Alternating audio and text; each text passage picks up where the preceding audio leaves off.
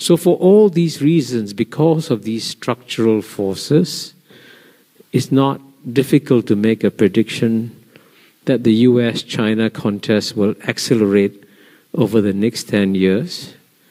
And it's also, by the way, at the same time, there's also a deeply held conviction in Washington, D.C., that the United States probably has about 10 years or so to stop China. Because the United States has calculated quite rationally that if China's economy continues to grow, if China becomes #1 economy in the world, then things will change significantly.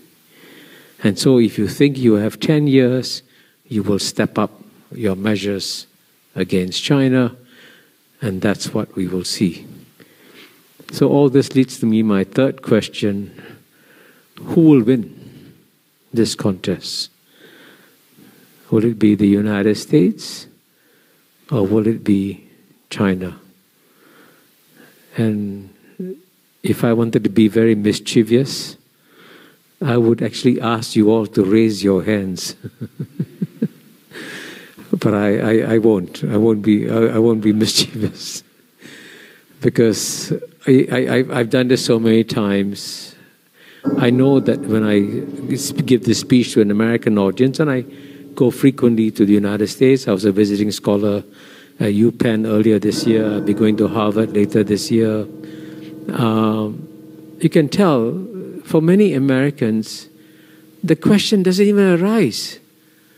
Of course, if it's going to be a contest between the United States and China, United States will win. What's the question, right? It's inconceivable that China could even win this contest. But increasingly, when I give these speeches about US-China to Asian audiences, I find increasingly, to many Asian audiences, the feeling is that it's China that is winning the contest. So I cannot obviously tell you who's going to win this contest, because what's amazing about this contest and what makes this contest really special is that we have never seen two powers with the size and scale of United States and China going at loggerheads with each other. The Soviet Union never came close to overtaking the American economy in the way that China is doing so. So it's different. And both these societies have remarkable strengths. Remarkable strengths. And I'll just mention perhaps 3 remarkable strengths of China and 3 remarkable strengths of the United States. And they are strong in very different ways. In the case of China, if I had to list 3 remarkable strengths, the first one I would mention, which is an obvious one, that it represents the world's oldest continuous civilization. Some say 5,000, some say 4,000 years old. But there's no question that China is the world's oldest continuous civilization. And if any civilization has shown its resilience over a long period of history, it is Chinese civilization. So when Americans say, oh, this is a contest between the United States and the Chinese Communist Party, they get it all wrong. The Communist Party is a new element in the Chinese landscape, but Chinese civilization is an eternal feature of China. So that is the contest that the United States is undertaking. And the second advantage that the China has is that its leaders are among the most motivated leaders in the world. because they all remember still vividly the century of humiliation that China suffered from 1842 to 1949. So quite often, when the West takes actions against China, many in the West are not even aware that they're reviving memories of the centuries of humiliation. And the more you revive the memories of the centuries of humiliation, the more you motivate the Chinese leaders to struggle even harder. And I can tell you that when Canada, in my view, unwisely detained the daughter of the founder of Huawei, I thought that was a huge mistake, because that's what you're going to do. You're going to remind the Chinese of the century of humiliation. And that motivation is a very powerful force in China. And the third remarkable strength that China has, as we all know, and it's strange that I should be saying it as an Indian to an audience which is primarily Chinese, that the Chinese are remarkable, resourceful people. So what they have accomplished in the last 30 to 40 years of growth is absolutely amazing. Now, as you know, right now, as you and I speak, there's a consensus in the Anglo-Saxon media that the China growth story has peaked. China cannot grow anymore. That is being bogged down by the real estate crisis, dampened business sentiments, lack of foreign investment. China growth story is over.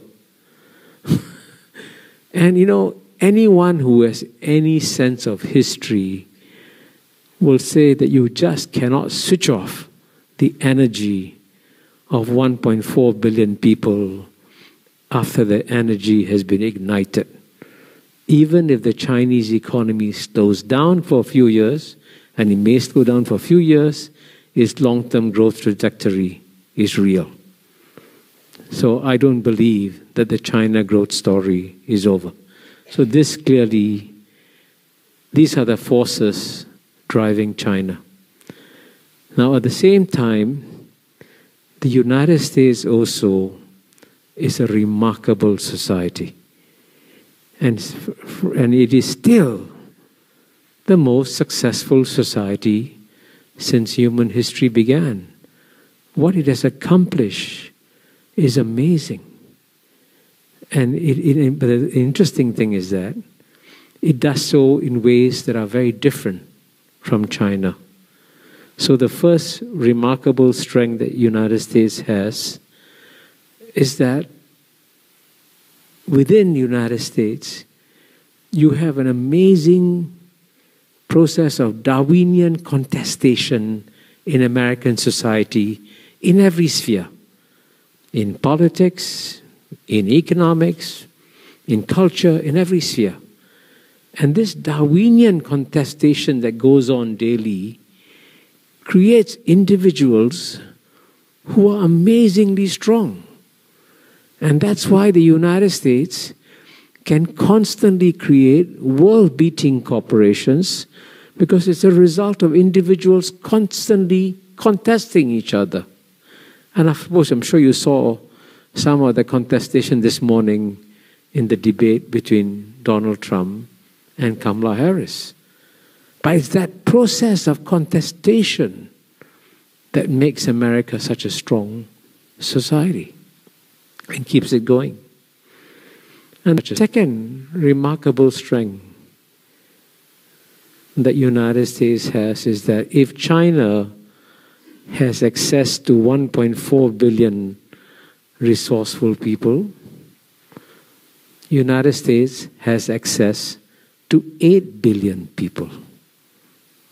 Because the best talents from all over the world, if they're looking for an opportunity, they try in one way or another to find their way to the United States, and they know that if they're good, if they're capable, they'll rise, they'll find the opportunities in American society.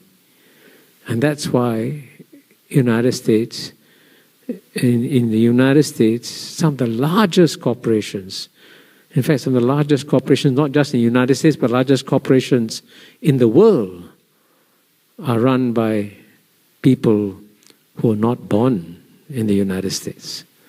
So the head of Google, Sundar Pichai, was born in India. The head of Microsoft, Satya Nadella, born in India. So you have this incredible talent.